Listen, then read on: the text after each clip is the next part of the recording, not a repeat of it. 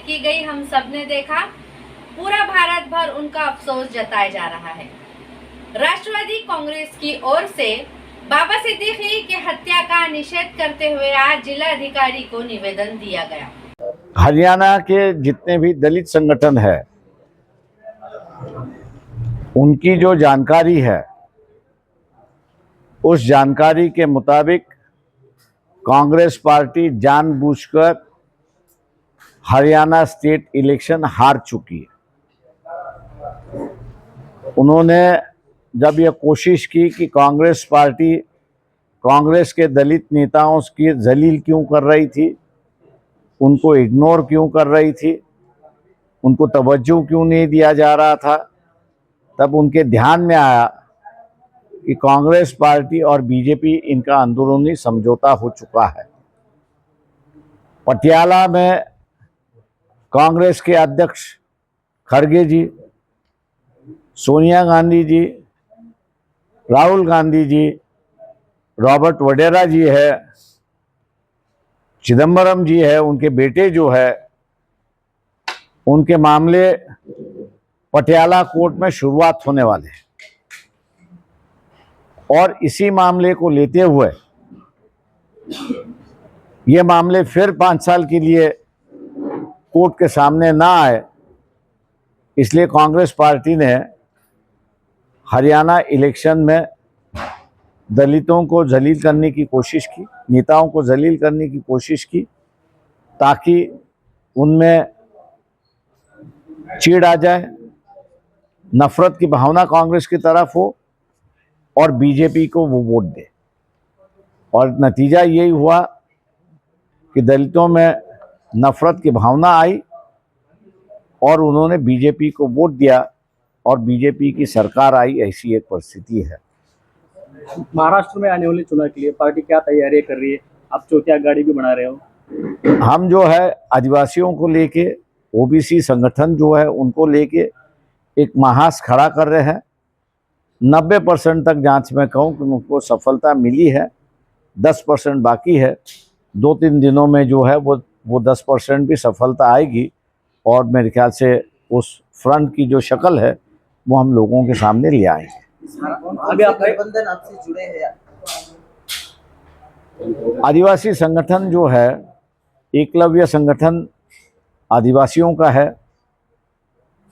भारत आदिवासी party है वो साथ में है, भेल समाज के संगठन जो है वो साथ में है, कोकणा समाज का संगठन है वो भी साथ में है, गोंडवाना पार्टी जो है वो भी साथ में है, उसके बाद में माना है, गोंड गोवारी है, हलबा है।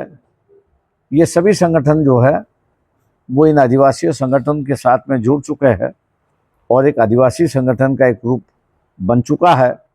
उसके साथ साथ ओबीसी संगठन का भी जो रूप यहाँ पर बन रहा है, मैंने जैसे कहा कि 90% कंप्लीट हो चुका है, 10% है, इन 2 दिनों में वो हो जाएगा और एक ऑल्टरनेटिव फ्रंट हम जैसे कहते हैं, वो एक ऑल्टरनेटिव फ्रंट के रूप में हम लोगों के सामने पेश आएंगे। अभी आपने बाबा सिद्दीकी की हत्या के बाद मेरे साथ है समाज सेवक साहिब खान पठान। चलिए देखते हैं उन्होंने क्या कहा।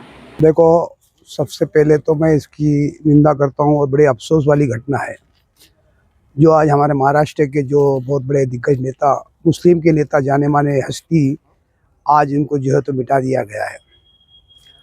अब इसके ऊपर साजिश किसकी है और क्यों ऐसा, मुसलमान होने के बाद, मुसलमान एक अच्छा दिग्गज नेता होने के बाद मुसलमान के नेता को जो है तो गोली मारकर हत्या की जाती है और इतनी बड़ी सुरक्षा के साथ में, सुरक्षा गार्ड होने के बाद भी जो है तो ऐसे इनके ऊपर हमला होता है। इतना होने के बाद अब इसके पीछे राज क्या है और इसके पीछे साजिश क्या है, मैं बताना चाहता हूँ जनता को। मुझे तो लगता है इसके पीछे कोई सियासी का हाथ है। आप देखो, आज एक महाराष्ट्र का एक मुसलमान नेता के ऊपर हमला हुआ और यूपी के अंदर कई मुसलमानों को, नेता को मार दिया जाता है।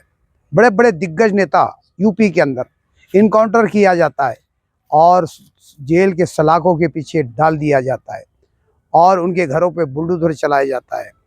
तो ये बनी बनाई साजिश सरकार की है, आज की सरकार की है। मैं उनकी ही जो है तो टिप्पणी करूँगा, क्योंकि आज की सरकार में ही ये जो मामला हो रहा है। आज बताओ 2014 से लेके तो आज 2024 तक सिर्फ नुकसान पहुंचा है तो मुसलमानों को ही पहुंचा है।